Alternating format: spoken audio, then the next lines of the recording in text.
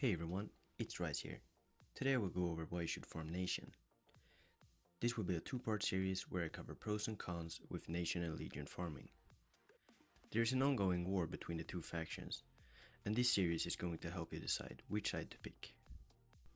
Nation farming is one of the hardest in the game, requiring a lot of different regions a lot of the time.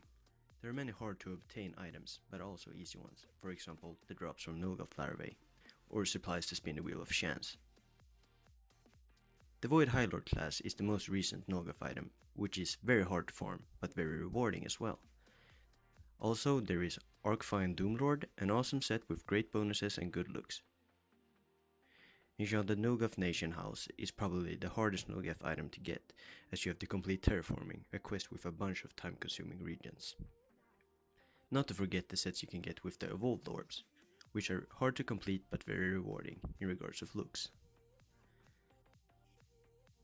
The most famous and classic Nulgath quest is Juggernaut Items of Nulgath, which isn't very hard to complete. With many cool armors and weapons, it is seen as a must-have by some people. As I mentioned in the introduction, I would cover pros and cons, which is what I'm going to do now. To begin with, forming Nation without spending any money can be very tedious, but if you can afford Kraken Baboozle or Drudgen, the assistant, it's definitely a lot easier.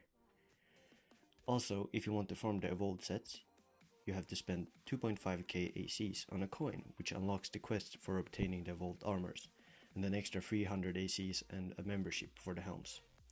So it's your call. As I said earlier, there are a lot of different regions, which some of them are RNG based. And if you aren't lucky, you can get stuck on farming one single item for ages.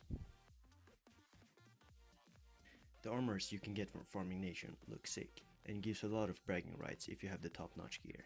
If the trend of releasing Nation classes keeps going, it will be very rewarding as well, with Void High Lord being one of the strongest in the game. The farming, with a few exceptions, is completely free, which is great if you're a free-to-play player, and it definitely gives you something to do if you want a challenge.